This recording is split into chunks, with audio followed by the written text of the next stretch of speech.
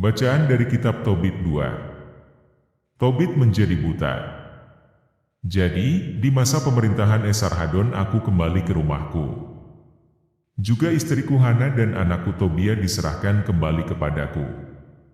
Sekali peristiwa pada hari raya Pentakosta, yaitu hari raya 7 minggu, disajikanlah kepadaku suatu jamuan makan yang baik. Aku pun telah duduk untuk makan. Sebuah meja ditempatkan di hadapanku dan kepadaku disajikan banyak hidangan. Tetapi berkatalah aku kepada anakku Tobia, "Nak, pergilah dan jika kau jumpai seorang miskin dari saudara-saudara kita yang diangkut tertawan ke Niniwe dan yang dengan segenap hati ingat kepada Tuhan, bawalah kemari, supaya ikut makan. Aku hendak menunggu, anakku, hingga engkau kembali." Maka keluarlah Tobia untuk mencari seorang saudara kita yang miskin. Sepulangnya berkatalah ia, "Pak," sahutku, "ada apa, Nak?" Jawabnya, "Salah seorang dari bangsa kita sudah dibunuh. Ia dicekik dan dibuang di pasar. Masih ada di situ juga." Aku melonjak berdiri dan jamuan itu kutinggalkan sebelum kukecap.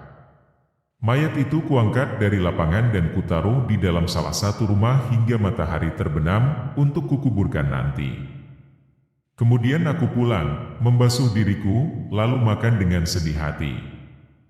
Maka teringatlah aku kepada firman yang diucapkan Nabi Amos mengenai kota Betel ini, "Hari-hari rayamu akan berubah menjadi hari sedih dan segala nyanyianmu akan menjadi ratap." Lalu menangislah aku. Setelah matahari terbenam aku pergi menggali liang lalu mayat itu kukuburkan. Para tetangga menertawakan aku, katanya, "Ia belum juga takut? Sudah pernah ia dicari untuk dibunuh karena perkara yang sama. Dahulu ia melarikan diri dan sekarang ia menguburkan mayat lagi." Pada malam itu juga aku membasuh diriku, lalu pergi ke pelataran rumah dan tidur di dekat pagar temboknya.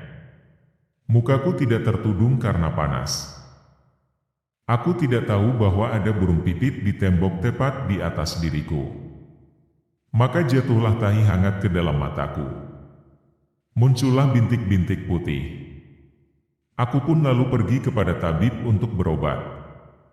Tetapi semakin aku diolesnya dengan obat, semakin buta mataku karena bintik-bintik putih itu, sampai buta sama sekali. 4 tahun lamanya aku tidak dapat melihat. Semua saudaraku merasa sedih karena aku.